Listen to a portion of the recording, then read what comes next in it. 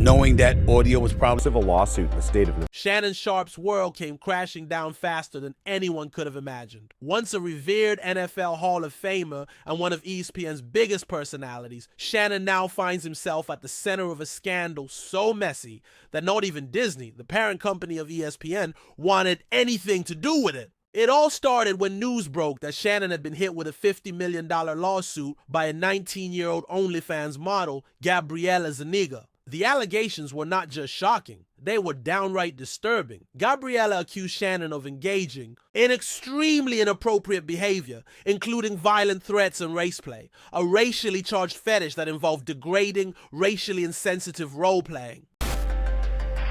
The evidence against Shannon wasn't just hearsay either. Leaked audio recordings, text messages, and damning receipts started to flood the internet. And once that evidence surfaced, Shannon's time at ESPN was essentially over. Shannon tried to spin the narrative, claiming he was merely stepping away temporarily from ESPN and would return in time for the NFL preseason. But insiders quickly revealed the truth. He was quietly fired. Race play, Shannon Sharpe. Race play? I don't even want to talk about this. But the more videos I scroll past talking about Shannon Sharpe and this relationship that he had with this 19-year-old. And honestly, I was just assaulted by this information. I didn't know anything about it. And I'm scrolling, minding my business, and I see a deluge of text messages that he released from this girl that are weird and with an obvious race fetish. And it's not just her with the race fetish. He obviously was turned on by these conversations as well, and he only released what she was saying. Put a big black baby in me. Oh my gosh, I can't believe. I wouldn't be surprised if she was calling him the N-word during coitus. He's into that. And if this man is turned on sexually by being racialized in such a weird way. ESPN, tightly bound by Disney's clean, family-oriented image, had no choice but to cut all ties. After all, the allegations were too damaging to sweep under the rug, and the scandal too deeply intertwined with both racial sensitivities and accusations of sexual misconduct. A nightmare cocktail for any major corporation. As the controversy exploded, Stephen A. Smith, Shannon's former colleague on First Take, took to his own platform to address the situation. On the surface, Stephen acted like he was saddened by Shannon's downfall. He talked about how unfortunate it was. I'm not 56 and trying. But you tried to say what you tried to say. I'm looking right at you. I ain't backing down. You don't need no 26-year-old girl. You don't need no 36-year-old girl. I do. This is your auntie talking to you. Take your ass and get you an old out there that can love you old. You trying to hang out with these young you can't do it, Shannon. You just can't do it. How he hoped somehow the allegations would turn out to be false. But if you listen closely, you could hear the subtle digs and the unspoken "I told you so" laced throughout his words. Stephen reminded everyone that while he recruited Shannon to ESPN, he wasn't Shannon's boss.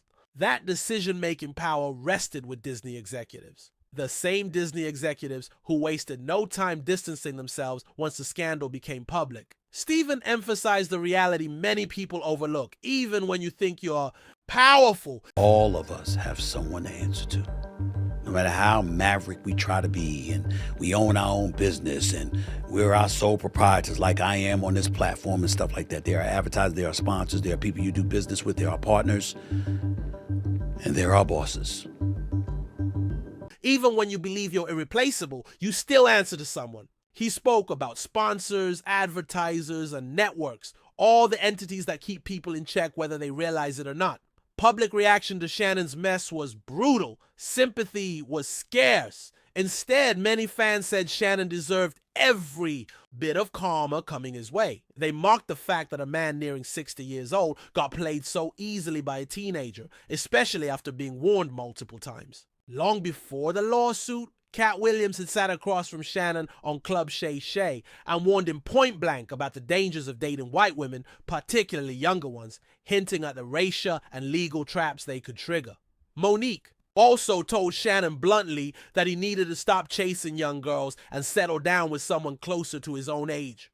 Both warnings were delivered with love, and both were completely ignored. Instead, Shannon continued chasing clout, flashing his wealth and courting women young enough to be his granddaughters. And it blew up in spectacular fashion. The receipts were damning. Text messages showed Gabriella engaging in bizarre, racially charged roleplay with Shannon, talking about big black babies and other disturbing fantasies. Shannon tried to paint himself as the victim by only releasing her messages, conveniently leaving out his responses. But fans weren't buying it. Many pointed out that a 19-year-old girl wasn't likely to come up with such extreme language on her own, that it must have been encouraged, if not initiated, by Shannon himself. Making matters worse, an audio clip surfaced where Shannon could be heard threatening to choke Gabriella in public, joking about the optics of a big black man choking a small white woman. Even if the clip had an element of roleplay to it, the optics were disastrous. In the court of public opinion, Shannon had already lost. Desperate to control the damage, Shannon claimed he was being targeted because he was a successful black man,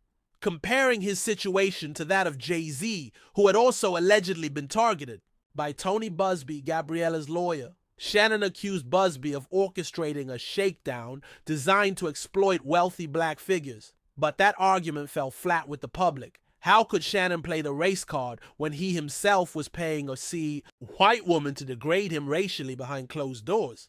The hypocrisy was too glaring to ignore. Fans saw right through the narrative he was trying to build, and they didn't let him off the hook. Memes and jokes flooded social media, mocking Shannon mercilessly. Clips of Shannon previously joking that he'd go to hell for $50 million resurfaced, with fans pointing out the eerie irony of Gabriella suing him for exactly that amount. Others compared him to the creepy uncle at family gatherings who refused to grow up, trying desperately to hang with the younger crowd while embarrassing himself. Stephen A. Smith, for his part, kept circling back to one crucial point: actions have consequences. He stressed that Disney, a company obsessed with protecting its brand image, wasn't going to tolerate a scandal involving sexual allegations, racialized roleplay, and a teenage OnlyFans model.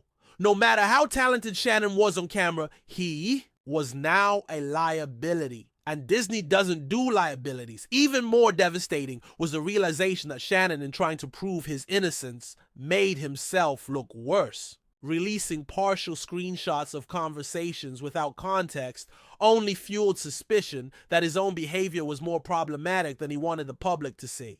By the end of it all, Shannon Sharpe's legacy had been dragged through the mud, once celebrated as a voice of wisdom and strength, especially for young black athletes. He now found himself a punchline, a cautionary tale about arrogance, recklessness, and ignoring good advice. Stephen A. concluded his commentary by hammering home the cold, hard truth. Nobody is above accountability. No matter how successful you are, no matter how famous, if you make reckless decisions, you will eventually pay the price. Shannon Sharpe's story was a perfect and tragic reminder of that. And as the scandal continues to unfold, with possible new evidence and legal battles looming, it's clear that Shannon's problems are far from over. The only question now is how much more he's going to lose, and whether he'll ever be able to repair the shattered pieces of his once glittering career.